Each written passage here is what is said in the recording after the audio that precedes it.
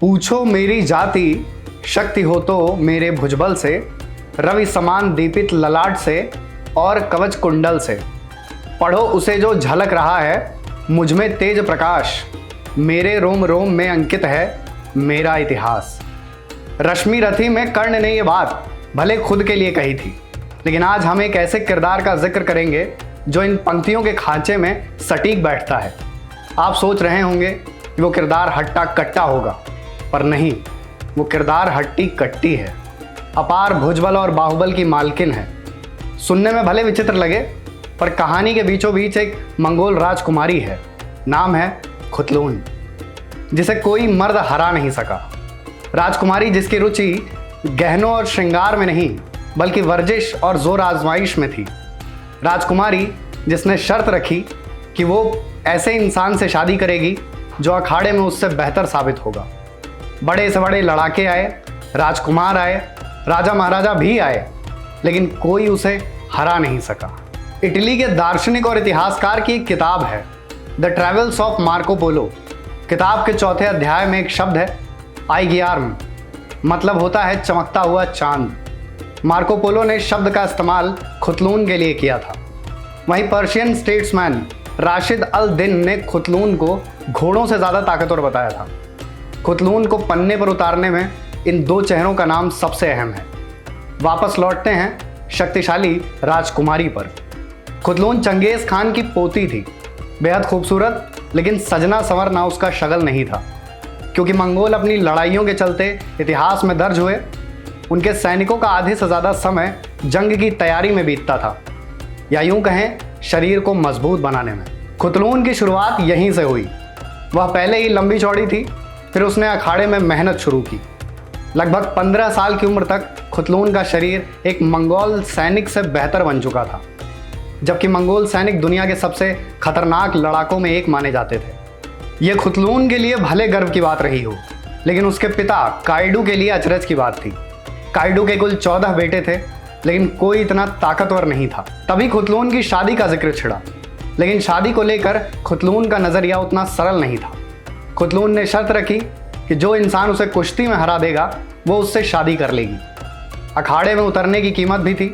सामना करने वाले को 100 घोड़े देने होते थे। घोड़े मंगोलों के लिए बेहद अहम थे, लड़ाइयों में निर्णायक भूमिका निभाते थे। मार्को पोलो ने इस पर लिखा है कि एक मंगोल घोड़े के बिना वैसा ही है जैसे पंखों के बिना पक्षी। खैर, खुतलून का प्रस्ताव ऐसा था कि कई बड़े पहलवान अखाड़े में उतरे। राजकुमारों से लेकर महाराजाओं ने भी जोर आजमाइश की, लेकिन कोई खुतलून को चित नहीं कर पाया। सबके हिस्से हार आई, बस घोड़े देकर लौट गए। ध्यान दीजिएगा, हजारों हारे। किससे? एक राजकुमारी से।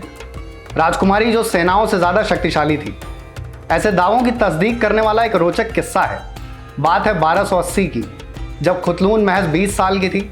एक सुंदर और बलिष्ठ राजा ने खुतलून की चुनौती स्वीकार की। उस राजकुमार ने बाकियों की तरह 100 नहीं, बल्कि 1000 घोड़े दिए।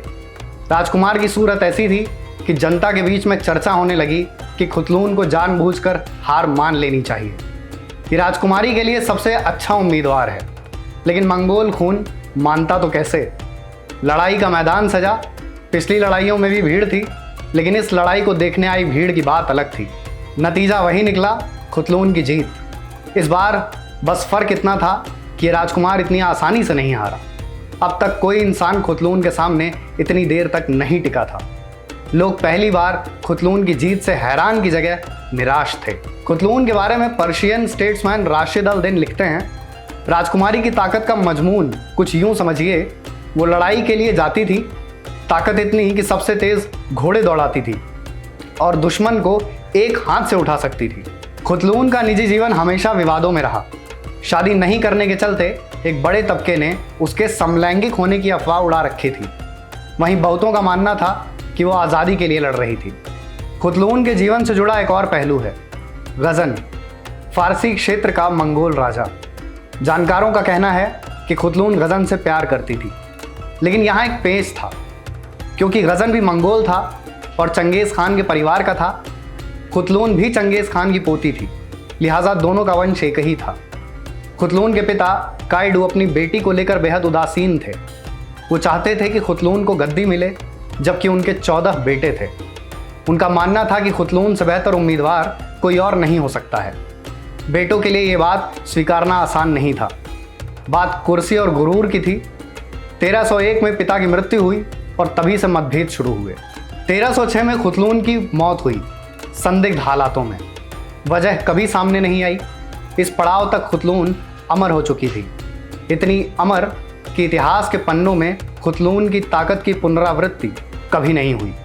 कहा जाता है कि खुतलून की ताकत की नुमाइंदगी का असर मर्दों पर इतना पड़ा कि उन्होंने एक नियम तय कर दिया।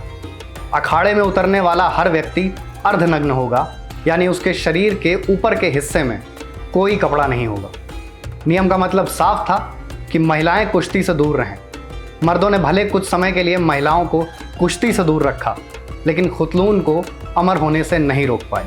तो कैसी लगी आपको ये कहानी, हमें कमेंट करके ज़रूर बताएं और हमारे चैनल को सब्सक्राइब करना ना भूलें।